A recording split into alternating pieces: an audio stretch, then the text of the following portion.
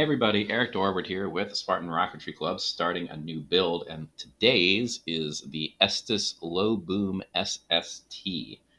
An SST is a supersonic transport, so part of it showing. This is what the kit is going to look like. It's supposed to, be vaguely airplane-ish, and apparently it's supposed to be a concept, at least, of what a supersonic transport could look like. The most famous one is, of course, the Concorde, but that hasn't flown in quite some time. Partially because, it had some safety issues with it near the end of its service life, but also because it turns out it wasn't very economical. And part of the economical problem is you can only fly a supersonic uh, over oceans these days because most people live on land, as it turns out, and people don't like it when sonic booms rattle their windows. So this is an idea for an airplane that would have a lower sonic boom, so you could fly it over land, which would be nice. So anyway, let's get started. This one is going to be on the complex side. There's a lot of techniques here that I haven't really done in a video before. And we're going to start somewhat out of order. We're going to make the engine, whatever you want to call them, the engine design pieces. And this is going to involve a good amount of gluing. These are kind of like a jigsaw to put together. I've cut out some of the stuff that we're going to need already, but just to illustrate the point, I've already cut out all this stuff, lots and lots of little pieces. The remaining stuff I'm going to do right now. This is quite thin balsa. It's quite a bit thinner than this is the fin stock. It's like, I don't know, almost half as thin. So you need to be quite careful with it. It is delicate. I have already sanded it, and really I was very gentle with that as well because a lot of this stuff is going to be like internal structure that you wouldn't even see. So we're not going to worry about the finishing, like making sure it is extra smooth on a lot of these things. I'm just carefully tracing things here so I don't damage it. There are little bits, there are holes in these that need to be cut out, so I've been very careful about them. I'm just going to poke out the little extraneous bits here with a knife. These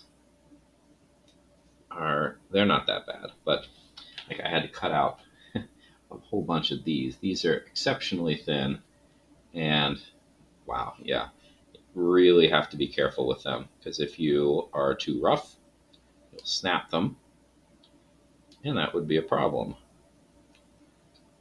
Anyway, just about done here with these big pieces. And that's done. And again, just kind of poking to get them out. There we go. So those are taken care of. And then these like arc pieces, yeah, these you have to be exceptionally careful with. Remember, I'm only trying to get rid of the little burrs, so that's the only place where I'm going to bother cutting these. And I'm just very gently dragging the knife through them. So I don't need to cut anyplace else. This is definitely a kit where you want to make sure that your hobby knife is nice and sharp at the get-go. So replace your blade if you need to. All right, so that's taken care of. That's all the cutting out of that. And for this bit, I also need two of the thicker pieces. I need these two. These are going to be like the core. So again, this is not as delicate. This is the thicker balsa. But still, it's got a lot of intricate little bits here, so be gentle with it. And we've got, just like in that other one, we've got some bits to remove here. I should take care of that. Now, when you're sanding these, because I already did that, because you don't need to watch me sand stuff, but I was very gentle with all of this. Didn't quite go through. There we go. I was very gentle with especially that thin sheet because truthfully, we don't really need it to be all that smooth because a lot of this is internal structure we're not going to see. And this one is going to have a lot of stuff glued around it, so that doesn't need to be particularly smooth either. But even with this sheet, there's some shagginess in the wood right here. Probably should have sanded that a little bit better, but I'm not going to worry about it too much because stuff's going to be right over top of it, so you'd never see it anyway. But also, when you are sanding, sometimes in the process, the pieces kind of want to pop out prematurely. Well, you really don't want that to happen here, because if they pop up and like this little notch gets bumped up while you're sanding it, you could take it off entirely, and that would be bad news. I think I got that already. Yep, it's clear. And that looks. Now these are cut. They just the way they're shaped, they're prone to getting stuck on the way out. There we go. All right, so those are all the pieces that we need to make the little motor pods. Obviously, they're just for decoration, but that's fine. Here are the instructions. We're going to follow this as detailed a fashion as we can. Oh, and we need a couple other things. These are cardstock bits. They're going to be involved as well. Now, I trim these out with scissors. These ones, yeah, they're fine. These ones we're going to need in the near future, and I need to get rid of this rectangle in the middle. Now, typically, I would do this with scissors, but since it's in the middle, I'm going to have to resort to using the hobby knife, which is fine. I'm better with the scissors. I suspect most people are. But if you're cutting something out of the middle of something else, the hobby knife is pretty much, maybe it's not your only choice, but it's your best choice. All right, so that's taken care of. Might as well do the other one now too.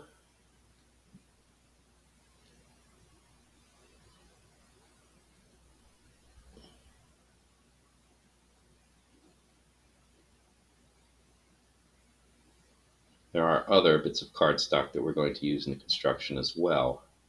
You'll see that soon. We haven't really we've made fins out of cardstock. Now this stuff is way thinner than that. It has its uses. We'll see where these go in the near future. All right, so there's 2 pods. So we have twice as many of every piece as we need. So I'm only going to build one of them right now. So I'm going to kind of sort out stuff I don't need, at least in part, to just get it out of the way. All right, so first step, we need 2 of these, and they are going to go in these notches here. So I'm going to test fit it first, and they're going to, the hole in the middle is going to stick through the little bump. So we need some glue to make this happen. And it looks like we're just going to put the glue right across the middle here.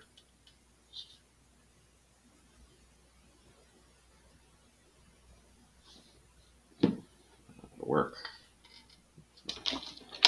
Dowel here. Just going to kind of spread it out right in there.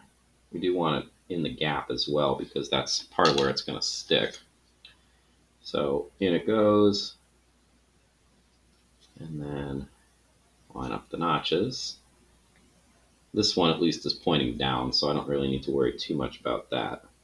I do need to make sure that it's, level. That would be important. This one, on the other hand, is going to be going up. So that'll be kind of interesting, because gravity is definitely not going to be on our side here.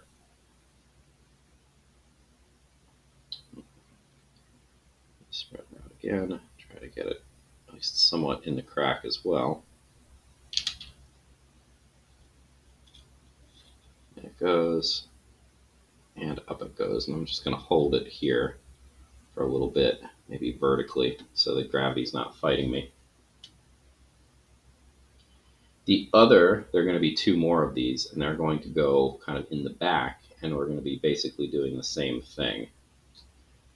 I don't really need these to dry completely. I just need them to be tacky so that they hold. And I do want to check to make sure that they are perpendicular to the construction here before the glue sets too much. All right, that should do. The other ones go right here and on the underside. This time I think I'm going to put the glue, the instructions actually do say it, I'm going to put the glue here on the central piece. And I'm going to get a lot of excess glue, one would think. That's fine. So I can definitely mop things up.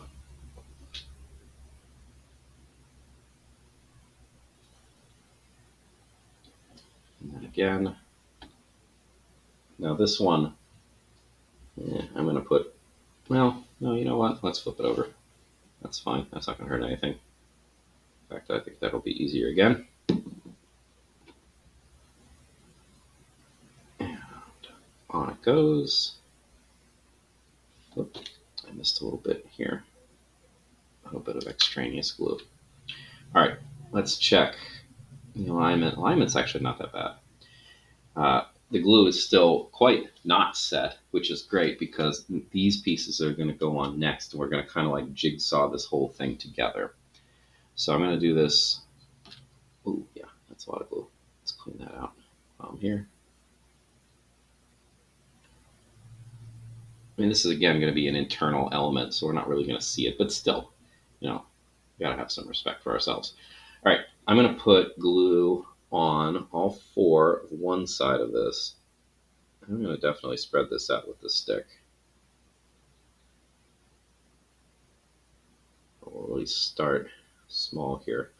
And I'm not worrying about the usual 2 layers of glue thing here, because these are not essential elements. They're not going to be keeping the rocket from flying apart at the seams, so we don't need to worry about it as much.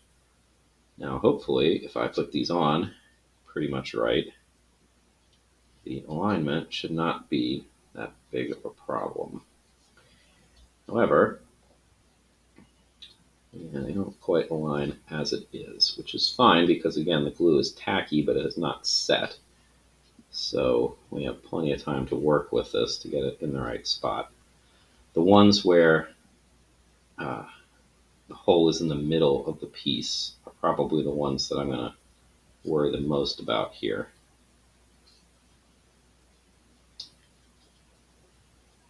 They're not on very accurately right now. Oh, I dislodged that one entirely. Probably would have been nice to let these set up a bit more, but that didn't happen. That's fine. All right. So those are in the right place. These are, yeah, they're fine too. All right. Now I'm going to actually grab the piece of wax paper that I usually use for construction here, because I want to put this down. I want to keep working. I don't want to. There we go. Yeah, that's fine. I don't want to wait very long here, just in case this alignment doesn't work. If this is the other one is fine, but this one's not. I mean, that could certainly be the case. So I want to work pretty quickly before everything dries. The good news is once I get this bit on, everything should pretty much be locked into place. And, you know, if both of these parts fit, then the whole thing will fit. It shouldn't be a problem. All right, so again, I'm going to worry about the ones that have the holes in it first, because they seem to be the trickier elements. The ones that are tougher to align. Right, that one's great. This one, yeah, that one's great too. And those just fit right into place without me worrying about it. Okay.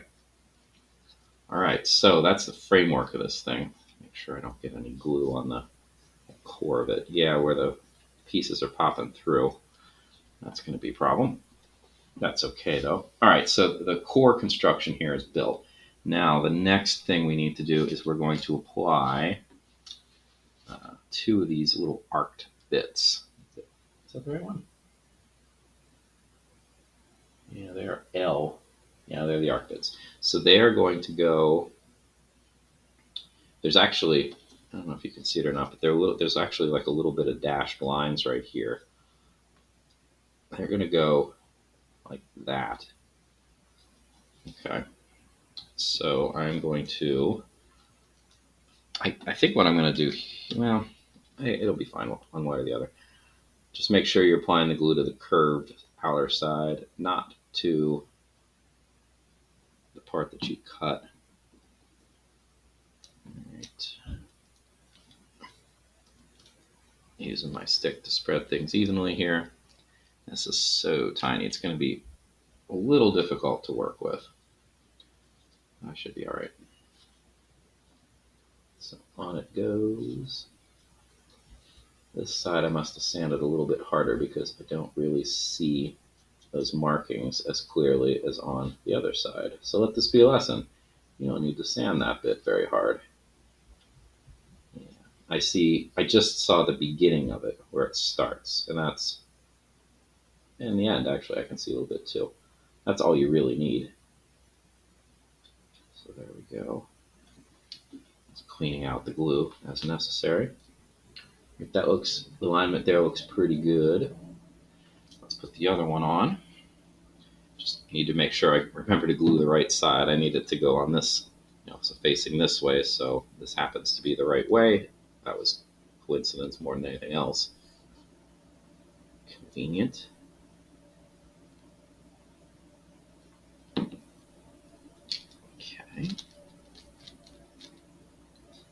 Spreading it thin.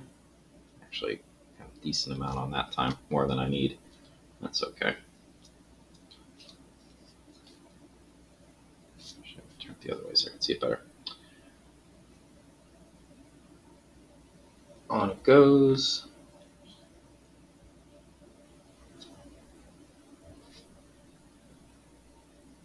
And just maneuvering it into position according to the little lines.